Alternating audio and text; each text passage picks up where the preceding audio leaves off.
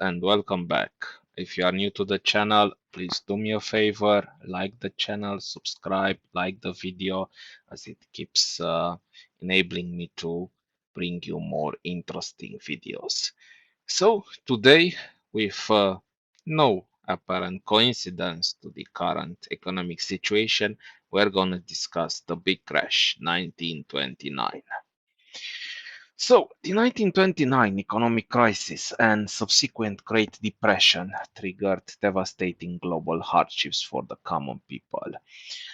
This was marked by a soaring unemployment, peaking at about 25%, mass homelessness, and widespread poverty. During that time, families faced severe malnutrition, loss of life savings, and deep psychological tolls, profoundly altering society as a whole.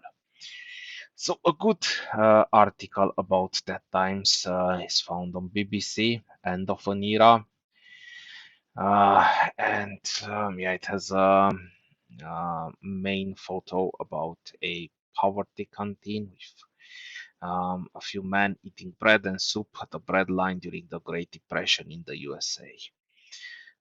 Bread lines were places for people in extreme poverty who did not have the money to buy food for themselves or their families. Let's see how all this started. So, when you think of 1929, you should think first of the huge increase of the stock markets before that. After the end of World War One, there was a big, let's say, optimism in the market. People were investing. Stock markets were seen as going up forever and ever, and the entire party crashed in that day of October 1929. So the article is pretty interesting. I suggest you give it a read. But I like especially this cycle of problems caused by unemployment, which is featured here. So first, starting with the factories that cannot sell goods and lose money. So let's say again, no coincidence with today's economic condition. People cannot afford to buy as much, so factories will sell less.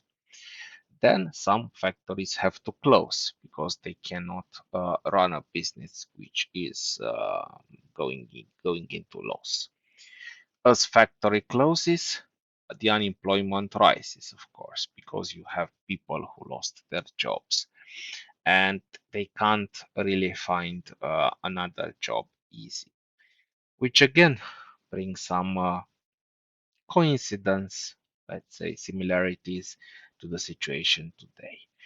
And as unemployment, the unemployed lose income, then they experience poverty, which again feeds the cycle because they cannot afford consumer goods, which makes more and more factory going to trouble and closing and raising unemployment and all. So basically, the article goes into different types of problems and the situation that was experienced by workers back then, for farmers, for industrial workers, even for, let's say, the white collar workers. So I suggest you give it a read. As we've said, the main problem was mass unemployment and the resulting poverty. The job loss, as the factory shut down and business failed, millions were suddenly left without income. And there was no AI back then to accelerate this. So, skilled and unskilled workers, women, minorities were typically the first to be laid off. Then the ones that were a bit more luckier and were not simply fired experienced wage cuts. So they saw their hours and wages slashed, severely limiting their buying power. And there was a lot of hunger and even starvation because the inability to afford food back then led to widespread malnutrition, starvation-related illnesses, requiring reliance on charity soup kitchens and breadlines as the one we've seen on top. And it was more common that you would have guessed. So of course there were some effects on workers with the unemployment increasing and wages falling and hunger and starvation, homelessness. The towns started to become more shanties, they put it, with more vagrants and desperate people trying to uh, get money and food.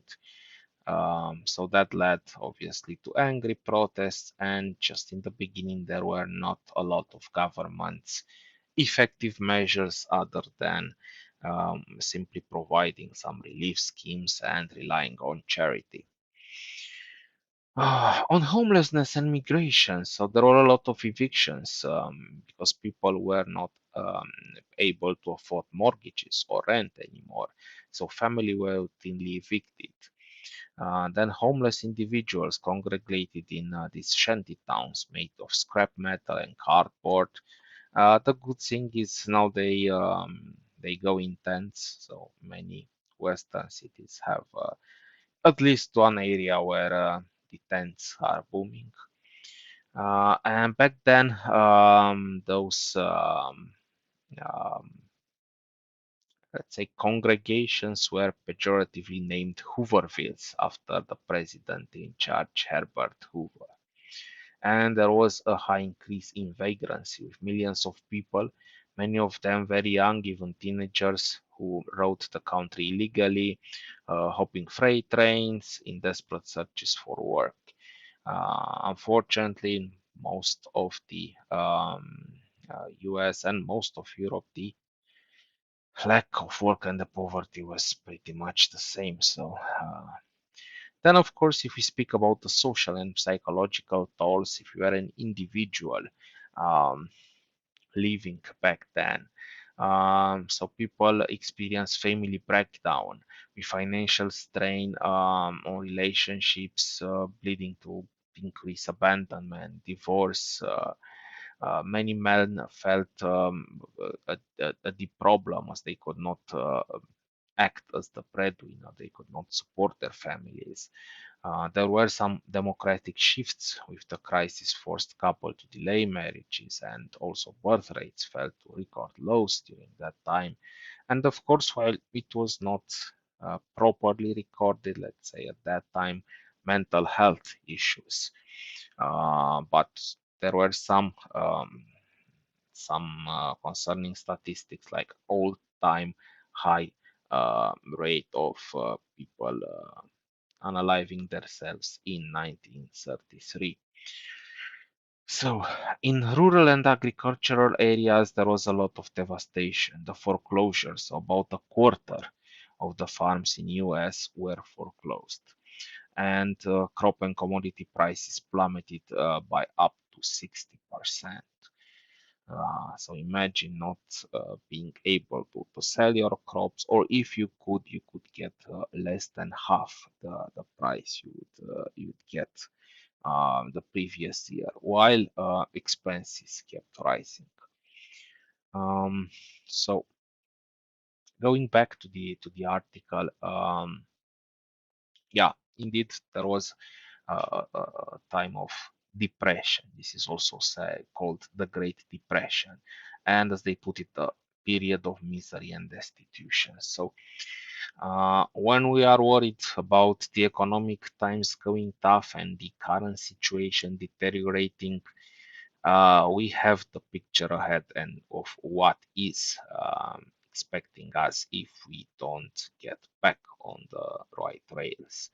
And it can probably be worse because the 1921 crisis was set during those conditions when globalization was just beginning and the economy was not that connected. Now, most specialists would say it would be much, much worse. If we look at some figures, unemployment rising from 1.6 millions to 14 million, so almost 10 times. increased from 3% to 25% of the workforce. Then the people who are desperate for food, so uh, people trying to survive in the streets of New York by selling apples. The fall in wages for the ones, as I said, lucky to still have a job. So basically, we've discussed on these topics, and you can get some more details about that in the article. But again, I think it's a good idea to revisit the Great Depression because, as it is said, history repeats itself. And if we are not careful, and let's say better said, if the politicians and puppeteers in charge are not careful, we might be forced to experience this again. So thank you for your attention. And again, if you are new to the channel, please subscribe, please like the video, and I'll talk to you in the next video. Goodbye.